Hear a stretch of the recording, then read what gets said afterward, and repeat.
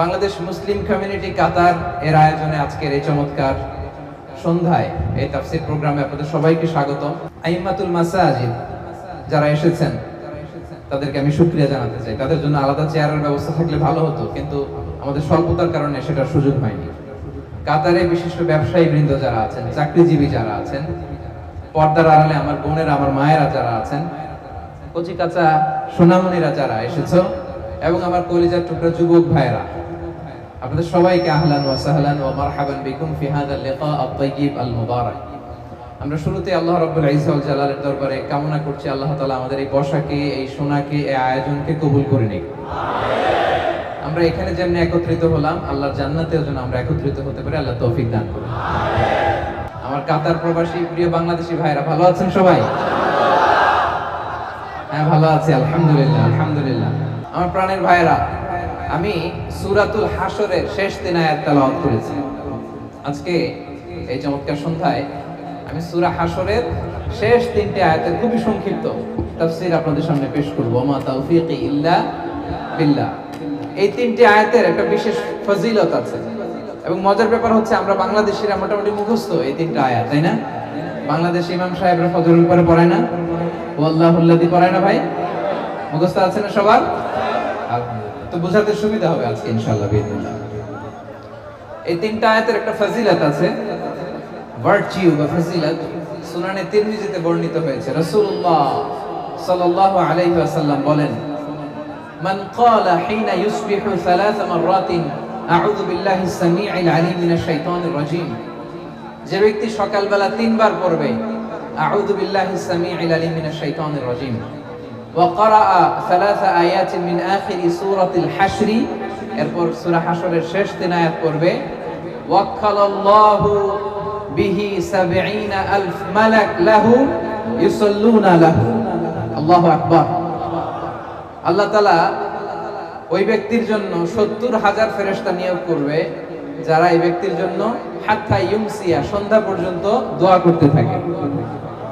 ওয়া ইন মাতা ফি যালিকাল ইয়াউম, আর এটা পরে ওই দিন যদি তার মৃত্যু হয়, মাতা শাহীদা, সে শাহাদাতের মৃত্যু নসিব করবে।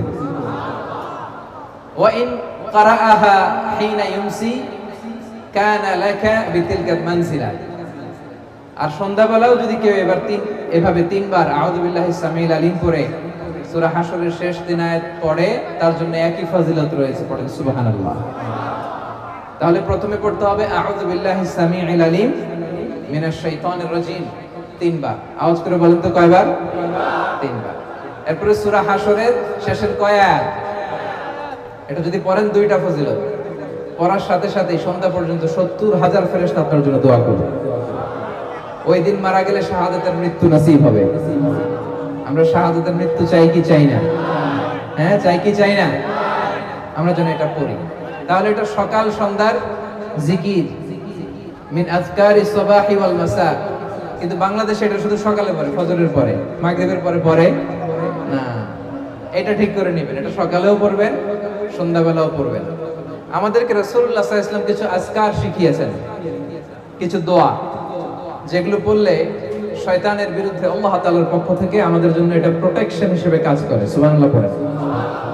যেমন এই যে সূরা হাশরের শেষ 3 আয়াত, যেমন আয়াতুল কুরসি, যেমন 3 কুল। এই সূরা হাশরের শেষ 3 আয়াতের এত ফজিলতের কারণ হচ্ছে এই শেষ 3টি আয়াতে আল্লাহ তাআলা তার নিজের 14টি নাম উল্লেখ করেছেন। কয়টি? 14টি। কালামুল্লাহ মাজিদের কোন সূরায়, কোন জায়গায় এভাবে টানা আল্লাহ তাআলার এতগুলো আসমাউল্লাহিল হুসনা, সিফাতি নাম বা গুণবাচক নাম একসাথে খুঁজে পাওয়া যায় না। এখানে 14টা নাম পাওয়া যায় আল্লাহ। আজকে এই 14টা নামের তাফসীর আমরা শুনবো ইনশাআল্লাহ। বলেন এজন্য এই সূরাতুল হাশরের শেষ 3 আয়াতের এত গুরুত্ব। এবং এই আয়াতগুলো পড়লে আল্লাহ তাআলার সত্তার যে পরিচয়, অরিজিনাল পরিচয়, এটা আপনি পাবেন। আল্লাহ তাআলা অত্যন্ত অনুপম ভঙ্গিতে এই 3টি আয়াতে নিজের পরিচয় দিয়েছেন। এছাড়াও আরো কয়েকটি জায়গায় আল্লাহ তাআলা নিজের চমৎকার পরিচয় দিয়েছেন। যেমন সূরাতুল বাকারার 255 নম্বর আয়াত, মুখস্থ আছে না? আয়াতুল কুরসি, ওই একটা আয়াতে আল্লাহ তাআলা চমৎকার ভাবে নিজের পরিচয় দিয়েছেন। এবং বিষ্ণু ইসা ইসলাম বলেন, মান কারাআ আয়াতাল কুরসি দুবুরা কুল্লি সালাতিন মাকতুবাতিন লাম ইয়ামনাহু মিন দুখুলিল জান্নাতি ইল্লাল মাউত। প্রত্যেক ফরজ নামাজের পরে যে একবার আয়াতুল কুরসি পড়বে, তার জান্নাতে ঢোকার ব্যাপারে আর কোনো বাধা থাকে না, মৃত্যু ছাড়া। লোকটা মরে না তাই জান্নাতে যায় না, মরলেই জান্নাতে। পড়েন আয়াতুল কুরসি পড়েন। এরপরে সূরাতুল ইখলাসের ছোট্ট 4টা আয়াতে আল্লাহ তাআলা অসাধারণ করে অনুপম ভঙ্গিতে নিজের পরিচয় দিয়েছেন। কুল হুয়াল্লাহু আল্লাহুস লাম ইয়ালিদ ওয়া লাম ইয়াকুল লাহু, অসাধারণ পরিচয়। ঠিক তেমনি ভাবে সূরাতুল হাশরের এই শেষ 3টে আয়াতে আল্লাহ তাআলা চমৎকার ভাবে নিজের পরিচয় দিয়েছেন এবং এগুলোকে বলা হয় আসমাউল্লাহিল হুসনা, আল্লাহর সুন্দর সুন্দর নাম। আল্লাহর নামের চাইতে সুন্দর নাম আর হতে পারে? বলেন, সুন্দর নাম আর হতে পারে? ওয়ালিল্লাহি আল আসমাউল হুসনা ফাদউহু বিহা। আল্লাহর অনেকগুলো সুন্দর সুন্দর নাম আছে, আল্লাহ বলেন এগুলো ধরে ধরে তোমরা আমাকে ডাকো। আল্লাহর মোট নামের সংখ্যা, এই সিফাতি নামের সংখ্যা হচ্ছে 99টা। ইন্না লিল্লাহি, সেই বুখারীর বর্ণনা, ইন্না লিল্লাহি 99 ইসমা মিআতান ইল্লা ওয়াহিদা। বিষ্ণু বলেন আল্লাহর 99টা নাম আছে, এক কম 100, এক কম 100। মান আহসাহা দাখালাল জান্নাহ। যে ব্যক্তি এই 99 নাম মুখস্থ করে হৃদয়ে ধারণ করবে, আল্লাহ তাআলা তাকে জান্নাত দিবে। শুধু মুখস্থ করলেই চলবে না, মুখস্থ করে এটার অর্থ বুঝতে হবে, এটার দাবি কি সেই দাবি মানতে হবে। কারণ বিষ্ণু বলেন নাই মান হাফিজাহা দাখালাল জান্নাহ, তিনি বলেছেন মান আহসাহা দাখালাল জান্নাহ। এটাকে পড়তে হবে, মুখস্থ করতে হবে, হৃদয়ে ধারণ করতে হবে এবং এই নামের যে দাবি, সেই দাবি পূরণ করলে তাকে জান্নাতের মালিক বানাই দিবে কে? এবং বিষ্ণু ঈসা ইসলাম আল্লাহ তাআলার এই চমৎকার অনুপম নামগুলো ধরে ধরে এগুলোর ওসিলা দিয়ে আল্লাহর কাছে দোয়া করতেন। বিষ্ণু বলতেন, আসআলুকা বিকুল্লি ইসমিন হুয়া লাক সাম্মাইতা বিহি নাফসাক। আল্লাহ, আপনার যত নাম আছে, যে নামগুলো দিয়ে আপনি আপনার নিজেকে নামকরণ করেছেন, ওই সব নামের ওসিলা দিয়ে আমি আপনার কাছে চাই। আও আনজালতাহু ফি কিতাবিক, অথবা আপনার যত নাম আপনি আপনার কোন আসমানি কিতাবে নাজিল করেছেন, সেগুলোর ওসিলায় আমি আপনার কাছে চাই। আও আল্লামতাহু আহাদাম মিন খালকিক, অথবা আপনি আসমানি কিতাবে নাজিল করেন নাই, আপনার কোন প্রিয় বান্দাকে আপনি স্পেশালি জানিয়েছেন, কোন নবীকে স্পেশালি কোন স্পেশাল নাম জানিয়েছেন, ওইটার ওসিলায় আপনার কাছে আমি চাই। আও ইস্তাসারতা বিহি ফি ইলমিল গায়বি ইনদাক, অথবা আপনার যেই নাম কোরআনেও নাই, হাদিসেও নাই, কোন নবী ওলিরেও জানান নাই, এই নাম শুধু আপনি জানেন, দুনিয়ার কেউ জানে না, ওই নামগুলোর ওসিলা তো আপনার কাছে চাই। সুবহানাল্লাহ পড়বেন না? তার মানে বিষ্ণু ঈসা ইসলাম আল্লাহর নামগুলো ধরে ধরে দোয়া করতেন। আজকে আমরা এই 14টা নামের তাফসীর শুনবো ইনশাআল্লাহ বিইজনিল্লাহ। তাহলে আমরা আর কাল বিলম্ব না করে সরাসরি সূরাতুল হাশরের শেষ 3 আয়াতের তাফসীরের দিকে যাচ্ছি। পড়ুন, আওয়াজ করে আমার সাথে সাথে পড়ুন। আউযু বিল্লাহি মিনাশ শাইতানির রাজীম। বিসমিল্লাহির রাহমানির রহিম। হুয়াল্লাহুল্লাযী লা ইলাহা ইল্লা হু আলিমুল গায়বি ওয়াশ শাহাদাতি হুয়ার রাহমানুর রহিম। সুবহানাল্লাহ পড়েন। হুয়াল্লাহুল্লাযী লা ইলাহা ইল্লা হু, হুয়াল্লাহ, তিনি হচ্ছেন আল্লাহ। লা ইলাহা ইল্লা হু, তিনি ছাড়া কোনো ইলাহ নাই, কোনো মা'বুদ নাই। আলিমুল গায়বি ওয়াশ শাহাদা, তিনি দৃশ্য জগতের জ্ঞানও রাখেন, অদৃশ্য জগতের জ্ঞানও রাখেন। হুয়ার রহমানুর রহিম, তিনি মেহেরবান, তিনি দয়ালু। সুবহানাল্লাহ পড়েন। তাহলে আল্লাহ নিজের পরিচয় প্রথমে দিলেন আল্লাহ দিয়ে, তিনি বললেন হুয়াল্লাহ, তিনি হচ্ছেন আল্লাহ। আওয়াজ করে বলেন তো তিনি কে? আল্লাহ। আল্লাহ নামটা ডাকতে আপনাদের কেমন লাগে? ভালো লাগে? তাহলে আওয়াজ করে আল্লাহরে ডাকেন তো, বলেন ইয়া আল্লাহ। আওয়াজ তুলে পড়ুন, ইয়া আল্লাহ, ইয়া আল্লাহ। এটা এমন নাম যে নামকে 1000 বছর ধরে 1000 কোটি মানুষ জপেছে, ঠিক কি না? এটা এমন নাম যে নাম জপলে হৃদয়ের মধ্যে প্রশান্তির হাওয়া বয়, ঠিক কি না? কি সুন্দর নাম, আল্লাহ।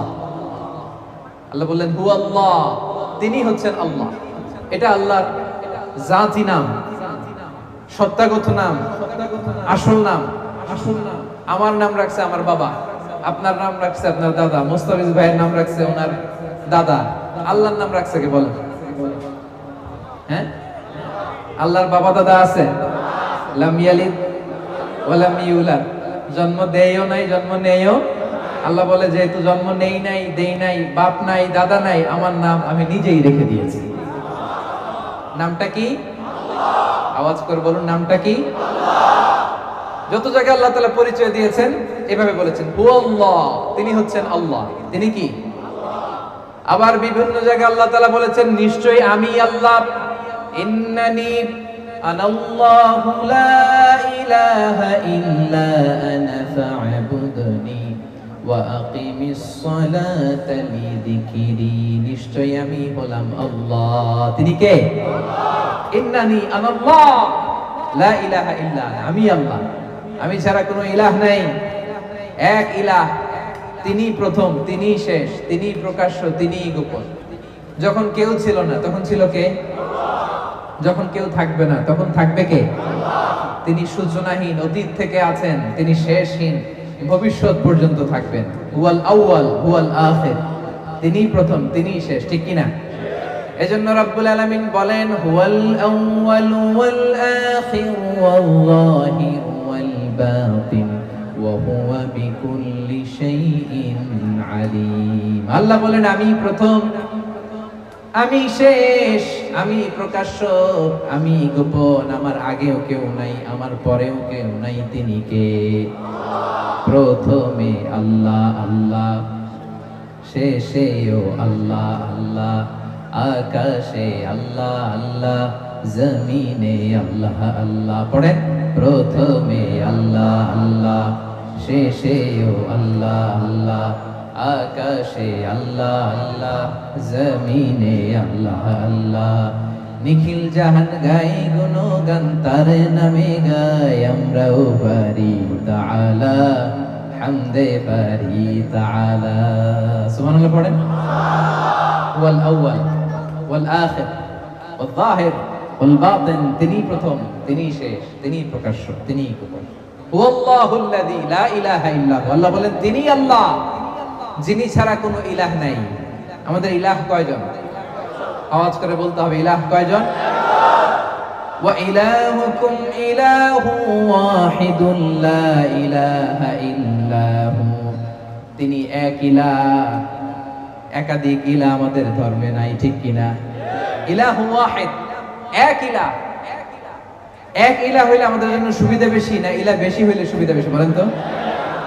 আমার মালিক একজন হইলে ভালো না তিনজন হইলে ভালো? একজন হইলে তিনি যা বলে ওইটা মানলেই হয়েছে, ঠিক কিনা?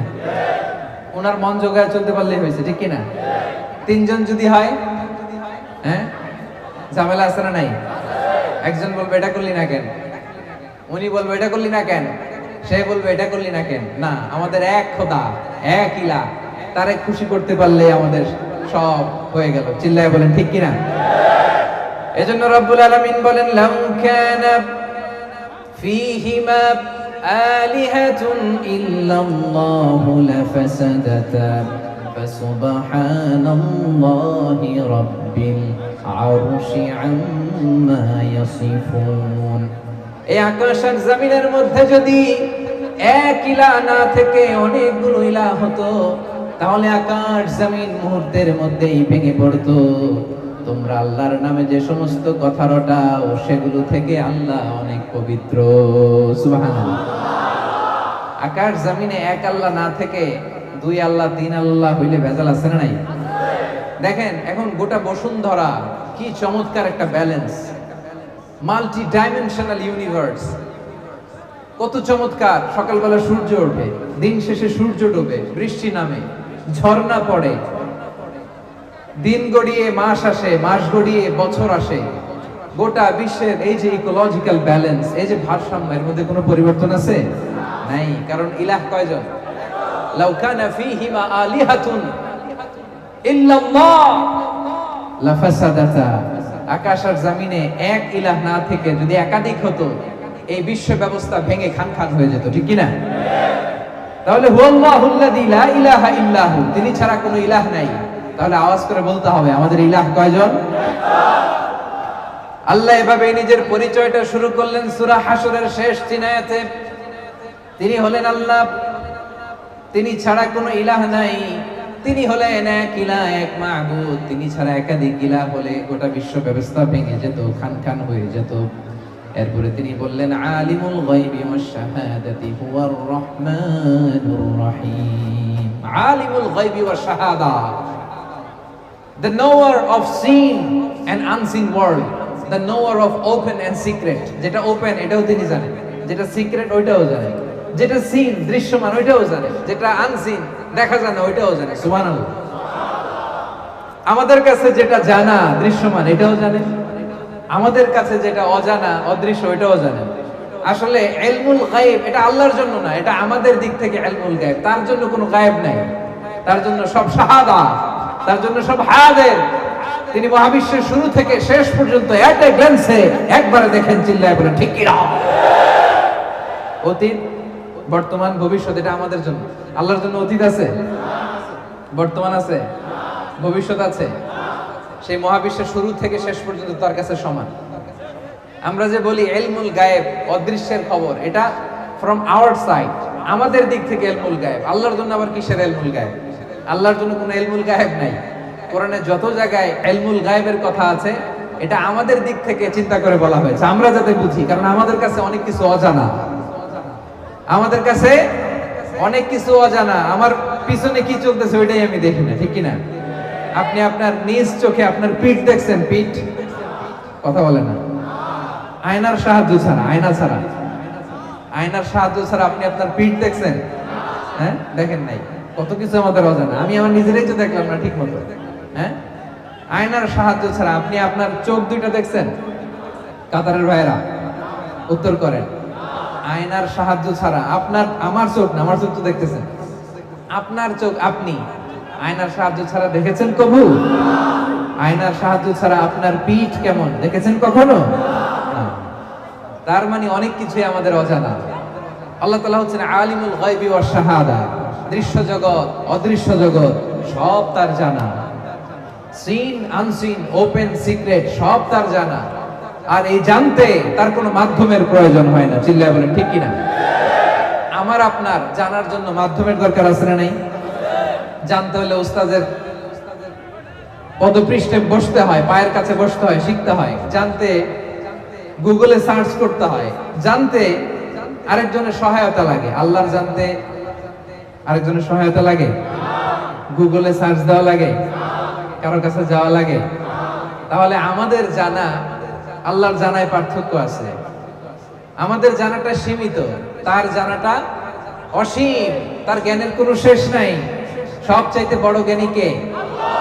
মুসা আলাইহিস সালাম একবার বনি ইসরাইলের মাঝখানে ওয়াজ করতেছেন। এক লোক বলল, ইয়া নবী আল্লাহ, মান আ'লামু ফিল আরদ, এই জমিনে সবচেয়ে জ্ঞানী কে? মুসা আলাইহিস সালাম বললেন, আনা, আমি জ্ঞানী। আল্লাহ তাআলা এটা পছন্দ করলেন না। আল্লাহ বললেন, না মুসা, তোমার চাইতে বড় জ্ঞানী আছে। দুই সাগরের মিলনস্থল মাজমাউল বাহরাইনে যাও, সেখানে আমার এক বান্দা আছে, নাম খাদির, যারা আমরা বাংলায় বলি খিজির। আমরা কি বলি? খিজির আলাইহিস সালাম। সে তোমার চাইতে বেশি জ্ঞানী, যাও। তো উনি খিজির আলাইহিস সালামের সাথে নৌকা করে যাচ্ছেন। হঠাৎ একটা চড়ুই পাখি চিনেন আপনারা? চড়ুই পাখি এসে সাগর থেকে পানি খাচ্ছে। তো পানি খাওয়ার কারণে চড়ুই পাখির ঠোঁটে বা চঞ্চুতে সাগরের একটু পানি লেগে যাচ্ছে। খিজির আলাইহিস সালাম বললেন, মুসা, চড়ুই পাখিটা দেখছো? দেখছি। পানি খাচ্ছে দেখছো? দেখছি। চড়ুই পাখিটা সাগর থেকে পানি খাওয়ার পরে সাগরের একটু পানি চড়ুই পাখির ঠোঁটে বা চঞ্চুতে যে লেগে আছে দেখতেছো? মুসা আলাইহিস সালাম বললেন, হ্যাঁ দেখতেছি। খিজির আলাইহিস সালাম বললেন, এই যে চড়ুই পাখির ঠোঁটে পানি খাওয়ার পরে সাগরে একটু এক কণা, এক ফোঁটা পানি যে লেগে আছে, এটা তোমার, আমার আর মহাবিশ্বের আমাদের সকলের জ্ঞান। আর এই যে গোটা সাগর মহাসাগর, এটা আমার আল্লাহর জ্ঞান। আলিমুল গায়বি ওয়াশ শাহাদা, তিনি দৃশ্য জগৎ অদৃশ্য জগৎ সবটা দেখেন। জানা অজানা সবই তার কাছে স্পষ্ট। আর এগুলো জানতে তার কোনো মাধ্যমের প্রয়োজন হয় না। তিনি হচ্ছেন আলিমুল গায়ব। চিল্লায় বলেন ঠিক কিনা? এজন্য আল্লাহ বললেন হুয়াল্লাহুল্লাযী লা ইলাহা ইল্লা হু আলিমুল গায়বি ওয়াশ শাহাদাতি হুয়ার রহমানুর রহিম। এরপর আল্লাহ বললেন হুয়ার রহমানুর রহিম, তিনি মেহেরবান, তিনি দয়াময়। 14টা নামের প্রথমটা শুরু হয়ে গেল আর রহমান। 14টা নামের প্রথম নাম কি? আর রহমান। আওয়াজ করে বলেন, 14টা নামের প্রথম নাম কি? আল্লাহর ডাক দেন, বলেন ইয়া রহমান, ইয়া রহিম, ইয়া হাইয়্যু, ইয়া কাইয়্যুম। 14টা নামের প্রথম নাম হচ্ছে আর রহমান।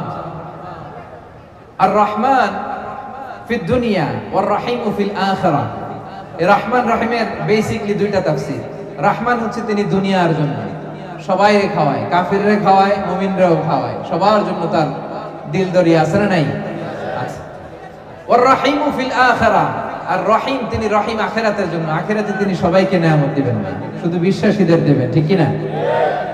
এটা হচ্ছে এক নম্বর তাফসীর। আরেকটা তাফসীর হচ্ছে আর রহমান বাই নেচার, তিনি বাই নেচার দয়ালু।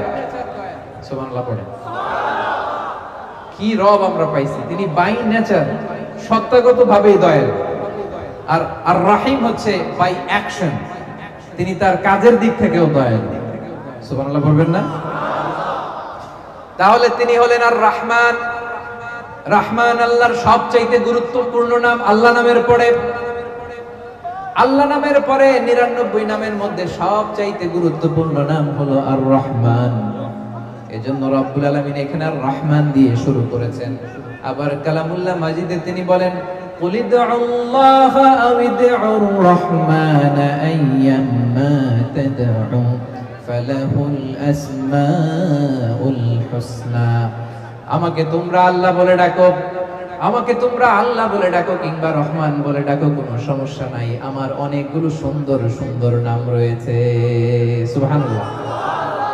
আমার আল্লাহ ডাকো কিংবা রহমান ডাকো, তার মানে রহমান নামটা আল্লাহ নামের খুব কাছাকাছি। One of the major names of Allah সুবহানাহু ওয়া তাআলা, আল্লাহর মৌলিক একটা নাম। আল্লাহর পরে সবচেয়ে গুরুত্বপূর্ণ নাম আর রহমান। সবচেয়ে গুরুত্বপূর্ণ নাম কি? আর রহমান। তিনি দয়ার সাগর, তিনি মেহেরবান, তার দয়ার কোনো শেষ নেই। সুবহানাল্লাহ পড়েন।